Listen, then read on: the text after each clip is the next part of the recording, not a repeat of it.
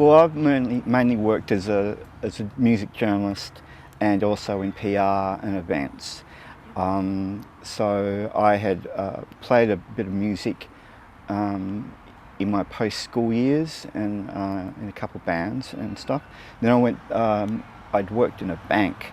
I was a bit directionless after school and just got a proper steady job. Yep, the normal 9 to 5. Yeah, that went for 6 years. Yeah. And by the time I was sort of 22, I was thinking this is actually not for me. Yeah. And I decided to go back to uni to study journalism.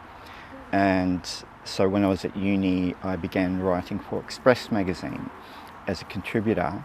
And by the time I finished uni, I had a full-time job there. I basically walked from uni to a full-time job writing music, about music.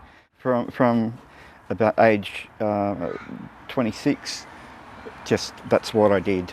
Yeah. I was became the local music writer for Express magazine when it was a print magazine, and was kind of the first and last word in a way in terms of a publication about WA music and Australian and international music. That was also a free magazine.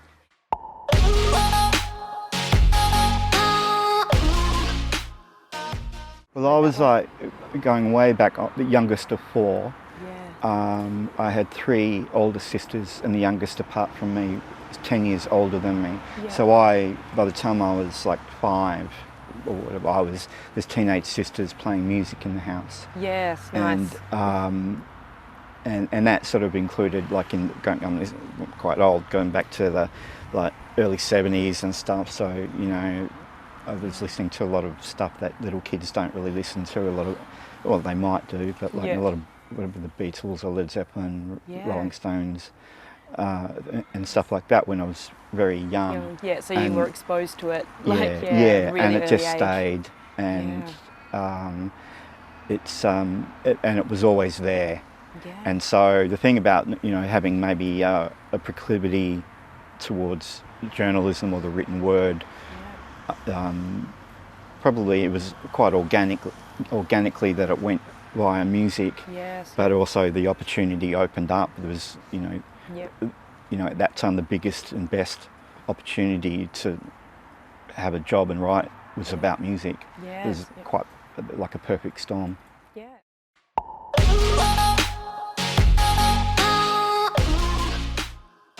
I was lucky enough to just soak in it and do hundreds, then hundreds become thousands as many years become decades, and then several decades.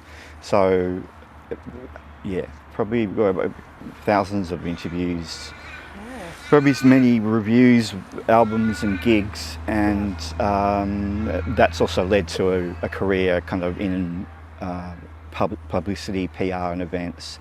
And like everyone does in the music industry, and especially in Perth, most people don't do one thing. They do a couple of things, or they might bring all those things into their own niche and do them, but they're very rarely doing just one thing. So for years I was just music journalist, although there are a lot of caps to wear with that. But then as time went on and I freelanced, I just did more things.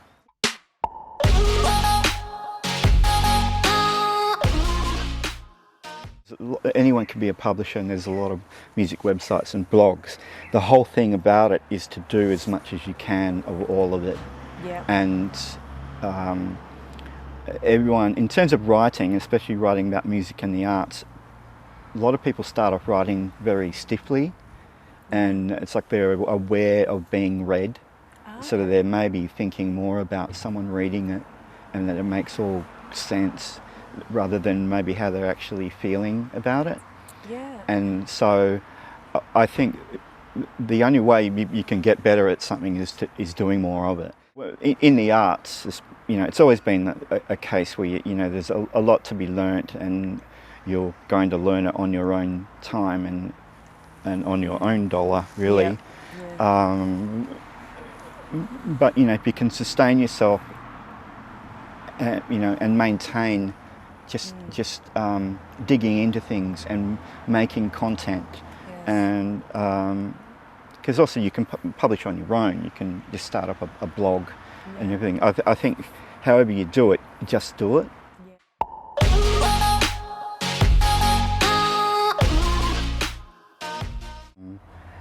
It really is about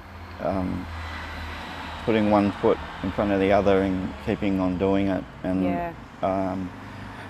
knocking on doors and going to things that you will learn from, and you know, it can be daunting to break through Yeah. into any avenue that you really want to get into, Yeah. but you shouldn't let it stop you. Yeah. It seems like really old-fashioned advice, but it's just kind of, you know, persistence is just everything, Yeah. and yeah, and also because of the arts and the music world, things seem so sometimes mysterious or fabulous kind of thing, and it's kind of like, oh, I could never speak to them, or I could never, I'd never end up in a job like that, you know. Yeah. It almost does feel a bit unreachable when Yeah, you're, I yeah. guess, standing back and not in it. Yeah, things can be fabulous, but they're not 24/7. And people who do work in the music industry, I'd say would get a lot, or in arts, I would say get a lot more sort of job satisfaction because your heart is in the arts, or your heart is in music, if that's Yeah. the You love person it. you are.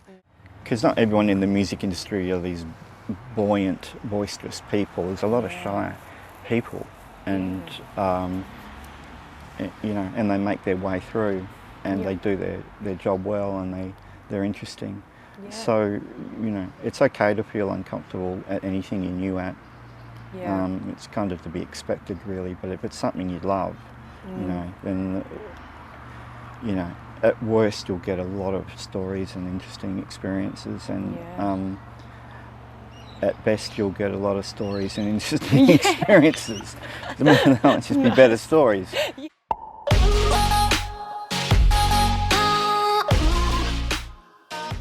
Old KP, Tame Impala, sort of turned the music world on his head here in Fremantle. Yep. Lives on the next street. Oh, you know, yeah. It's just over there. just over there. Yeah. And you know, clearly some genius at work there, but you know, it's world-beating stuff that has happened. Yeah, right here in WA. It's amazing. Well, I want to just say thank you for your time today. No, thank you. It's been a Thank you. pleasure. Thank you. It's your insight, your experience, your knowledge, and the advice that you've given for the young people that will hopefully be watching this has been invaluable. So, thank you, and yeah, hope you enjoy the rest of your day. I will. Thank you very much for having me. No worries.